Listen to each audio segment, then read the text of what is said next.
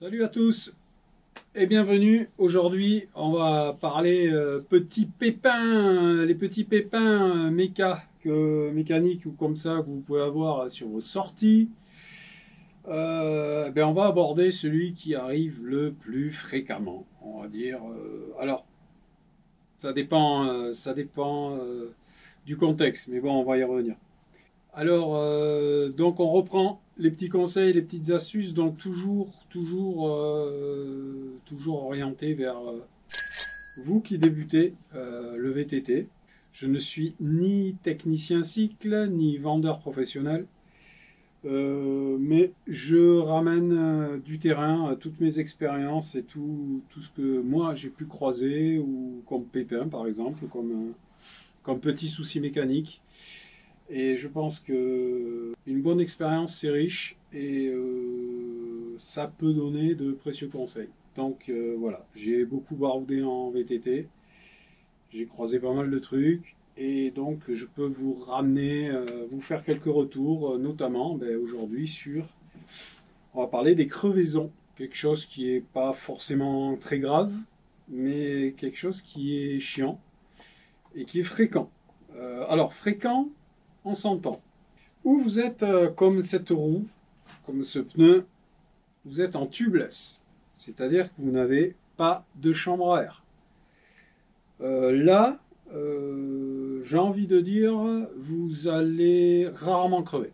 Ça va faire maintenant bien 4 ans que je roule en tubeless, hormis des petites pertes de pression parce que j'avais pas fait de rajout de liquide ou des trucs comme ça, je n'ai jamais crevé.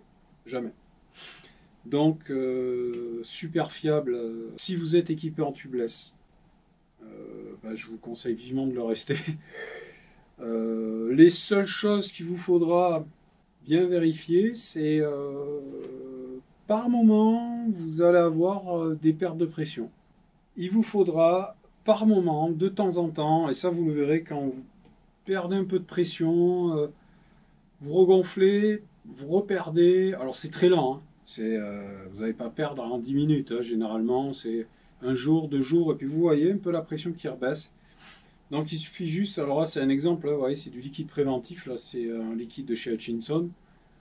Perso, je l'aime bien parce qu'on peut directement insérer le flacon dans la valve, et ça évite d'en foutre partout. Et c'est très pratique parce qu'on n'est pas obligé de démonter les pneus. Donc voilà, donc vous faites un petit complément de liquide préventif et généralement ça va régler le problème. Donc il faut être équipé avec des jantes adaptées, des jantes étanches, hein, ni plus ni moins. Alors ça c'est des jantes UST, tubeless, prévues pour, déjà à l'origine. Donc là pas de souci, hein, vous achetez un pneu tubeless ou la paire et puis en avant, hein. Donc la jante prévue, le pneu tubeless et puis du liquide et puis c'est parti et c'est parfait. Donc là, si on parle de crevaison avec ça, normalement c'est réglé, il n'y a pas de souci. L'autre cas, c'est ce genre de jante. Alors ça c'est des jantes, c'est pas une jante qui est prévue pour le tubeless. Mais si vous n'êtes pas équipé de jantes tubeless, vous avez dans le commerce des kits exprès qui vous permettent de passer vos jantes non tubeless à des jantes tubeless. Donc, c'est des kits tout faits, prêts à l'emploi. Il y a beaucoup de marques qui en font, hein. Je vous mets un petit lien, une petite photo là pour que vous voyez à peu près à quoi ça ressemble. Donc voilà, donc vous pouvez passer aussi en tubeless, même si vous n'êtes pas équipé d'une jante. C'est fiable, ça marche bien. Perso, je ne l'ai jamais fait. Donc je ne peux pas vous donner trop de retour là-dessus, mais le peu de personnes qui sont passées par là en sont contents. Donc bon. Ça. Donc vous retrouvez dans la configuration d'un tubeless avec le liquide préventif, etc. Donc sans chambre à air. Et là où je vais en venir, c'est donc vous n'avez pas le kit et vous êtes en chambre à air, donc avec des chambres à air. Là, dans ce cas-là, vous risquez par contre de crever beaucoup plus souvent. Quand vous percez, ça va venir, ça traverse votre pneu et ça vient pincer votre chambre à air. C'est pour ça que les tubeless sont très efficaces parce que eux, ils sont percés. Le pneu est pas plus résistant qu'un pneu classique, c'est juste que lui, il est percé, mais le liquide préventif va tout de suite venir obturer le petit trou, en fait. Il va le combler, et ce qui fait que bah, l'air ne s'échappe pas, et puis vous continuez à rouler. Là, par contre, sur une chambre à air, ça va traverser le pneu, ça va venir percer la chambre, et là, vous avez une perte de pression. Alors, plus ou moins rapide, mais là, ça va aller beaucoup plus vite. Là, on va pas parler d'un jour ou deux. Là, ça peut être plié en 10 minutes. Hein. C'est voire plus si vraiment la crevaison est importante. Donc, ça vous obligera à emmener dans votre sac ou ce que vous avez avec vous une chambre à air de secours ou les rustines, les bons vieux kits qu'on connaît tous. Bon,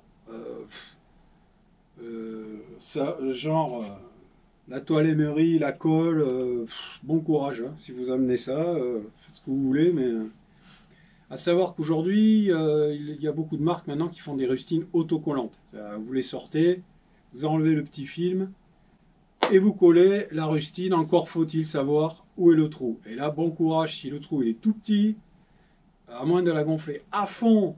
Et le problème, c'est que si vous gonflez à fond pour savoir où c'est que ça perce, eh bien, avec la pression que vous allez le mettre dans la chambre, vous allez élargir le trou et ça va être pire.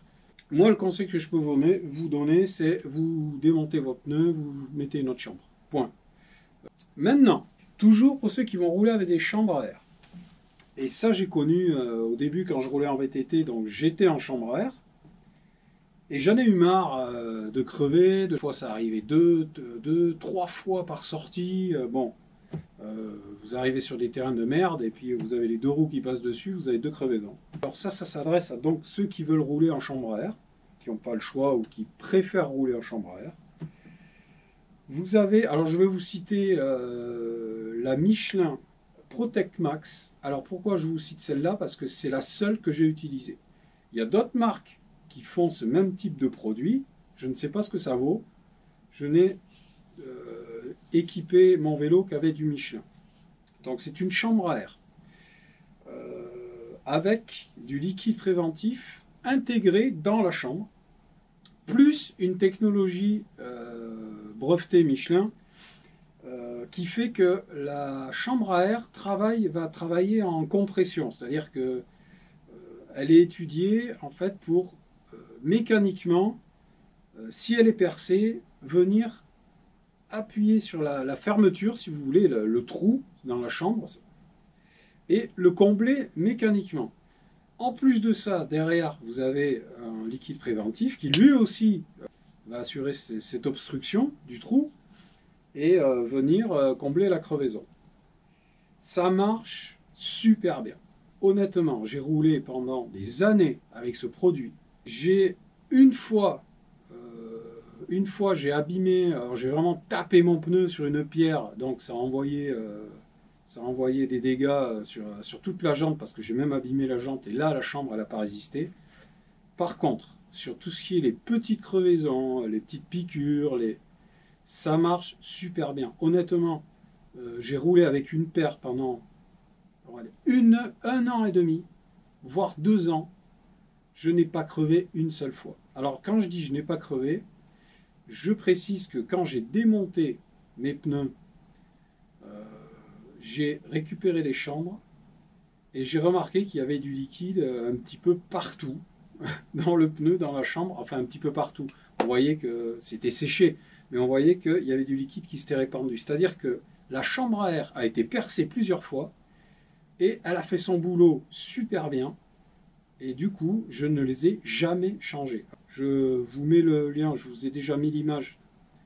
C'est Michelin qui fait ça. Je vous remets l'image avec exactement le logo. N'hésitez pas, allez-y, foncez si vous voulez absolument rouler avec des chambres, être tranquille. Optez pour ce produit, ça vaut à peu près 8 € la chambre à air. Il faut investir un petit peu, mais franchement, ça marche super bien. C'est un poids par contre, hein. Attention, c'est une chambre à air qui est plus lourde que ça, parce qu'il y a le produit dedans. Vous allez voir, la section est différente, elle est légèrement carrée, enfin bon bref. Quoi qu'il arrive, ayez toujours ce petit genre d'outil, hein. C'est le fameux démonte-pneus hein, que tout le monde connaît. Sa mini-pompe, hein, qu'on soit en tubeless, qu'on soit en classique, voilà. ça ne sert à rien de réparer sa roue. Si vous n'avez pas ça, vous avez l'air fin. Voilà, à peu près tout. Donc après, en gamme de réparation, vous avez ces fameuses bombes qui permettent de colmater aussi. C'est pareil, c'est du liquide préventif que vous balancez dans votre pneu. Ça marche avec tout type de valve. Bon, ça dépanne aussi. Donc prenez, si ça vous rassure. Donc voilà, donc pour résumer, tubeless, on pense à faire son niveau de temps en temps avec le liquide préventif. Et ça marche très bien. Les chambres à air, donc on n'oublie pas de partir lors de sa sortie avec la chambre à air de secours ou les rustines. Mais bon, les rustines, c'est toujours pareil. Il faut savoir exactement où ça a percé. Et bien souvent, ça a percé à plusieurs endroits. Donc voilà. Le dernier truc que je voulais vous dire, c'est lorsque vous allez vous arrêter puis vous dépanner, changer la chambre à air du pneu. Le petit conseil, c'est le pneu, on le retourne, on fait le tour et on va chercher la petite pointe qui a percé la chambre, parce que je vous garantis que 9 fois sur 10, elle est encore plantée dans le pneu. Et que si vous remontez une chambre neuve, que vous n'avez pas enlevé le petit piquant, rebelote, ça va repercer en suivant. Donc vous retournez votre pneu comme ceci, faites le tour, passez la main et vous allez le sentir. C'est au bout d'un moment, vous allez sentir un petit pic, quelque chose, ça se voit au pire, voilà. Donc vous l'enlevez, vous jouez un peu avec le pneu, généralement ça sort. Emmenez-vous peut-être une petite pince à épiler, si vraiment il est vraiment planté, qu'il est chiant à sortir, pour vraiment le sortir, mais pensez à ça, parce que sinon vous allez remettre une chambre neuve, et elle ne va plus être neuve du tout. Voilà. Donc on a fait à peu près le tour de ce petit phénomène des crevaisons, n'est-ce pas?